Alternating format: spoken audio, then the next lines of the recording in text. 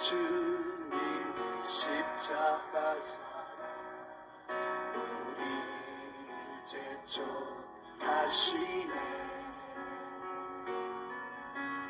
오늘 들고 예루살렘 향해 일어나 너 거침없이 나아가라. 영원한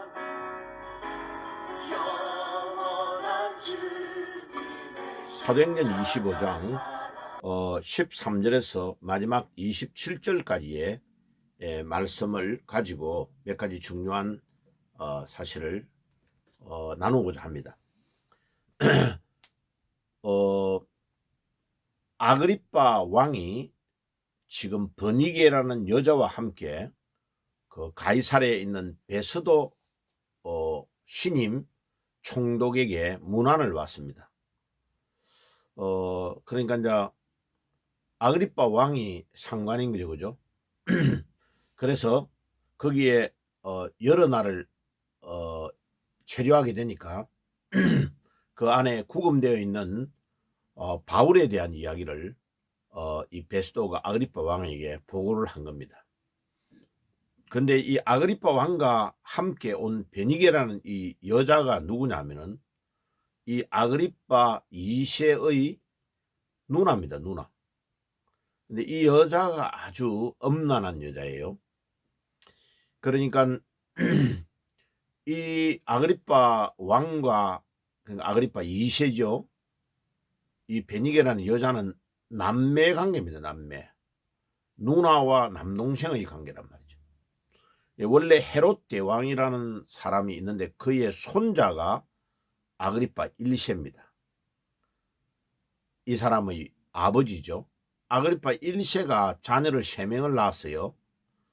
그래서 이 버니게라는 여자가 첫째 맏딸이고 두 번째가 아들인 아그리빠 2세고 셋째가 딸인데 드루실라라는 딸이 있습니다. 그런데 이 버니게라는 이 여자가 아주 그 성적으로 문란하고 자기의 그 숙부 칼키스라는 사람하고 결혼을 했다가 나중에 또 그 남편이 죽으니까 친동생인 아그리빠 2세와 동거를 하고 있는 거죠. 근데 이 친동생하고만 있은 게 아니고요, 또 다른 남자 여러 명이 있어요. 그래서 이게 그 여자의 부도덕함을 사람들이 많이 욕을 하니까 이제 또 아닌 것처럼 행동하는데 실제로는 이 남동생하고 동거를 하고 있는 겁니다. 그래가지고 이 베스도 총독이 신임 총독인데 예루살렘에 갔다 와가지고 이제 아그리빠 왕이 자기에게 방문을 하니까 바울에 대한 이야기를 한 겁니다. 그러니까 유대인들의 요구가 있어서 예루살렘에서 재판을 하게 해달라고 부탁하는 말을 들었는데 바울에게 너가 예루살렘에 가서 하겠느냐고 물으니까 바울이 NO 했다는 겁니다. 왜? 예루살렘에까지 가는 거리가 104km 정도 돼요. 가이사랴에서 지금 바울이 가이사랴에 있는 감옥에 갇혀 있는데 거기서 예루살렘까지 가는데 104km인데 가는 도중에 유대인들이 매복에 있다가 바울을 죽이려고 그러는 겁니다. 바울은 그걸 알고 있으니까 노하는 거죠. 그래서 로마의 시민권을 가지고 있는 이 바울이 상소를 해가지고 로마의 황제에게 재판을 받겠다고 상소를 하니까 예루살렘으로 데려갈 수 없는 거죠, 그죠? 자, 그래서 기다리는 동안에 아그리빠 왕이 와서 지금 바울에 대한 이야기를 듣게 된 겁니다. 그런데 이 베스도라는 총독이 하는 말이 굉장히 중요합니다. 바울을 다 조사해 가지고 확인해 본 결과 이 사람은 어떤 뭐 재판을 받아 가지고 사형을 언도할 만큼의 죄나 범법한 사실이 전혀 없다. 거기에 보면 이 사람이 유대 종교에 관한 거, 율법에 관한 거, 이런 것들을 유대인들이 자꾸 이의를 제기하지만 그런 것들은 그 로마의 법에 어긋나는 게 아니잖아요. 그리고 이 사람이 예수라는 사람이 죽었다가 살아난 것에 대한 이야기를 하는 것 때문에 지금 유대인들이 고소를 한 거다라고 구체적인 내용을 딱 밝힌 겁니다. 그러니까 사도 바울은 예수님이 죽었다가 3일 만에 살아났다는 것 때문에 지금 어려움을 당하고 있는 겁니다. 그래서 우리가 진짜 복음을 바로 깨닫고 예수님의 십자가에 돌아가신과 부활을 바로 이야기하면 이 사탄들은 이 예수님의 부활을 엄청 싫어하는 겁니다. 예. 그래가지고 예수님의 부활을 지금 계속 문제를 제기하는 것은 누가 하겠습니까? 사내들인 공회를 중심으로 있는 사두개인들이 영의 존재, 천사의 존재를 믿지 않고 사람이 죽었다가 부활하는 걸 믿지 않습니다. 그래서 그들이 대제사장을 상속하면서 딱 예루살렘 성전을 장악하고 있는 거죠. 근데 이제 거기에 사내들인 공회원 중에 많이 진출한 사람이 누구냐면 바리새파 사람들이 있습니다. 바울은 바리새파 출신이죠. 근데 그들은 일반 평민들과 중소상인들 이런 사람들이 많은데 성경을 철저하게 배워가지고 제자화하면서 천사의 존재, 영의 존재와 사람이 죽었다가 살아난 것을 믿고 있는 겁니다. 그러니까 바리새파가 훨씬 더 성경을 정통으로 이해하고 있는 거죠. 그러니까 바울은 바리새파 출신이기 때문에 부활하신 주님을 딱 만나면서 모든 것이 다 눈이 열려버린 겁니다. 왜? 구약 성경에 이미 사람이 죽었다가 살아날 것을 이 시편 이런 데서 다 예언하고 있거든요.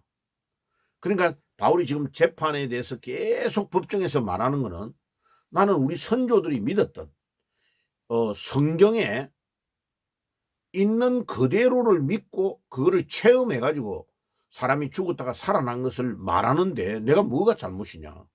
나는 성경에 있는 그대로를 믿고 우리 조상의 하나님이 예언해 놓은 그대로가 일어난 것을 이야기하는 것밖에 없다라고 바울이 계속 말하고 있는 거죠. 그건 바울의 입장에서는 너무 답답한 거죠. 왜? 성경에 없는 것도 아니고 유대인들이 달달 외우고 있는 이 율법책에 나오는 것이 실제로 내가 체험되어졌고 그 예수님을 만났고 우리 조상의 하나님이 예언해 놓았던 그대로를 내가 증거하는데 뭐가 내가 잘못이냐 라고 바울이 말해요. 이 바울이 생각할 때는 너무나 안타깝고 억울한 거죠. 지금 우리가 2000년 이후의 현대 상황으로 이를 우리가 해석해 보면요. 지금 우리 대한민국의 백성들이 안타까워가지고 나라가 이래가 되느냐. 좌파의 세력들이 우리나라를 장악하고 있고 부정선거가 됐는데 왜 부정선거를 밝히지 않고 재판을 부정선거는 빨리 결정해가 하게 돼 있잖아요. 예? 그 180일 안에 결정을 하게 돼 있잖아. 안 하잖아 봐요. 그러니까 2000년 전이나 지금이나 똑같아요. 봐요. 이 베스도로는 총독 그 앞에 선임자 있던 벨릭스 총독도 바울이 죄가 없다는 걸 다 알고 있다니까요. 그런데 풀어내지를 않잖아요. 그 다음에 아그리파 왕 같은 경우에는 백성 앞에서 앉아서 왕을 할 수 있는 자격이 없는 사람이잖아요. 자기 누나하고 동거를 하고 있는 불륜의 관계에 있는 이 사람이 어떻게 지도자로 또 앉아가지고 위에서 왕으로서 군림할 수 있겠냐고요. 자격이 없는 사람 아니에요. 그죠? 보세요. 지금 우리나라에 봐요. 국회의원들이나 정치하는 사람들이나 이런 사람들이 전부 다 바로 이런 상황에 놓여 있는 거죠. 백성들은 순수하고 깨끗해가지고 바로 살려고 하고 또 이게 복음이 정말 기독교의 복음이 이게 바르다고 하면 그게 자기가 체험된 것을 바로 믿고 믿음으로 살고 다른 사람을 전도하고 이러는데 신경을 쓰고 있는데 이 사도 바울은 얼마나 순수하고 깨끗하고 열정이 있고 예수 그리스도의 부활을 체험하고 방언과 신유의 은사와 중요한 것들을 다 가지고 있는 이 사람을 구금해가지고 지금 가이사라의 감옥에만 2년 이상을 감옥에 가두어 놓고 지금 선임 벨릭스 총독 때 이미 바울이 문제가 없는 거 다 알고도 풀어내지 아니하고 유대인들에게 인기를 얻기 위하여 또 질문도 뭐라 합니까? 유대인들이 엄연히 지금 예루살렘에서 재판을 하면 죽이려고 한다는 걸 알고 있으면서도 또 바울에게요. 아, 너가 예루살렘에 가서 재판받기를 원하느냐? 왜? 유대인들에게 호감을 얻기 위하여 총독이 정치적인 발언과 질문을 하는 거죠.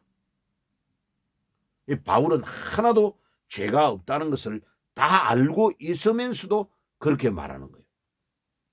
그러니까 참 안타깝죠.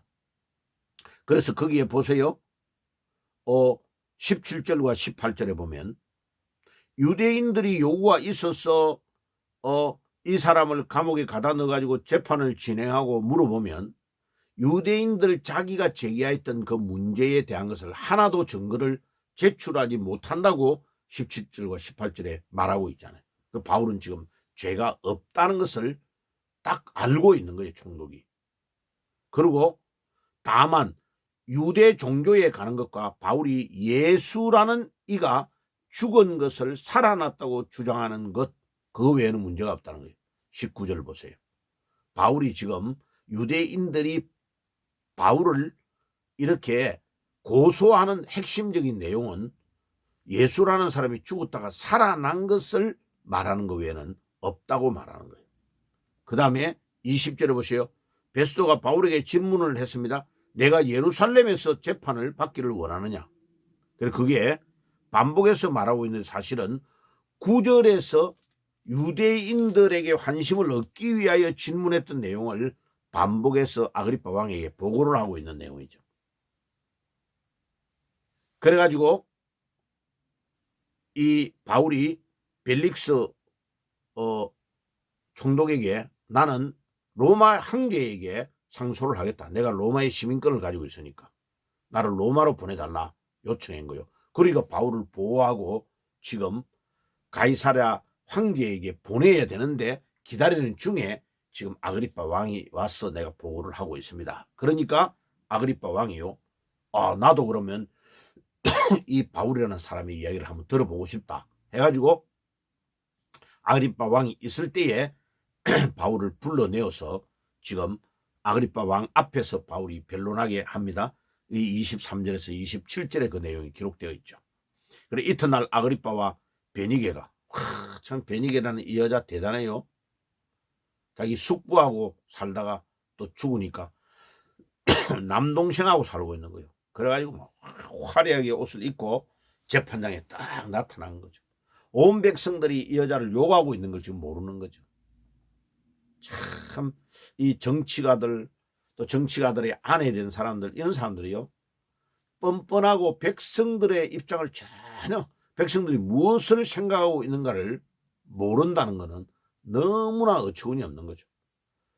그래가 베스도가 바울을 나오라고 명하니까 나와서 저가 죽을 만한 일을 한 것이 없다고 황제에게 상소를 했다. 나는 유대인들에게 안 가고 나는 황제에게 가겠다라고 이야기해서 지금 바울이 여기 있다 하는 것을 이야기하고 바울이 황제에게 상소할 재료를 얻기 위하여 그러니까 이제 지금 아그리파 왕 앞에서 바울을 불러내 가지고 다시 신문을 하는 이유는 베스도 자기 입장이 난처해지면 안 되니까 무슨 제목으로 이 사람을 예루살렘에서 바울이라는 사람을 황제에게 상소했느냐 할 때에 상소의 거리가 있어야 될 거 아니에요. 그래서 그거를 찾아내기 위하여 지금 아그리파 왕 앞에서 바울을 불러내었다고 말하고 있는 겁니다. 자, 그러면 이제 내일은 그 다음에는 우리가 26장에 아그리파 왕 앞에서 바울이 자기에 대해서 이야기하는 것을 이제 말씀을 나눌 겁니다. 자, 오늘 정리를 하면 이 바울이 정말 2000년 전에 복음을 위하여 아무런 잘못이 없는데 예수님이 우리를 위해 죽으시고 3일 만에 부활했다는 것을 증거하는 것 때문에 잡혀 있는 것이다. 그러니까 우리가 복음을 진짜로 전하면 이 사탄의 세력은요, 발악을 하거든요. 그러니까 다른 이유를 끌어들여서 감옥에 집어넣고 목숨을 위협하고 죽이려고 하는 겁니다. 이거는 사탄의 세력들이 하는 겁니다. 사실은 영적인 전쟁을 지금 바울이 하고 있는 거죠. 지금 우리가 아무것도 안 하고 복음 안 전하면 이런 어려움을 안 당합니다. 근데 복음을 진짜로 전하면요, 모함을 당하고 위협을 당하고 어려움을 당하고 이런 바울과 같은 상황에 빠질 때가 많이 있다는 것을 우리가 꼭 기억하고 힘들지만은 복음을 위해서 우리의 삶을 드려야 되겠습니다. 기도하겠습니다. 하나님 우리 아버지 감사합니다. 우리가 사도행전을 통해서 바울이 얼마나 복음 때문에 어려움을 당하고 있는가를 잘 알 수 있습니다. 주님, 우리가 바울과 같은 심정으로 복음 전하는데 우리의 남은 삶을 온전히 들을 수 있도록 인도해 주옵소서. 예수님의 이름으로 기도드리옵나이다. 아멘. 지금은 우리 주 예수 그리스도의 은혜와 하나님 우리 아버지의 사랑하심과 성령님의 교통하심이 오늘도 복음을 위해서 어려움을 당하는 바울처럼 우리가 우리의 남은 삶을 복음을 위해 온전히 드리기를 소원하는 모든 주의 백성들 머리 위에 지금부터 영원까지 항상 함께 계실지어다. 아멘. 영원한 주님 십자가 사랑 우리 제촉하시네. 복음 들고 예루살렘 향해 일어나 너 거침없이 나아가라. 영원한 주님의 십자가 사랑 우리 제촉하시네.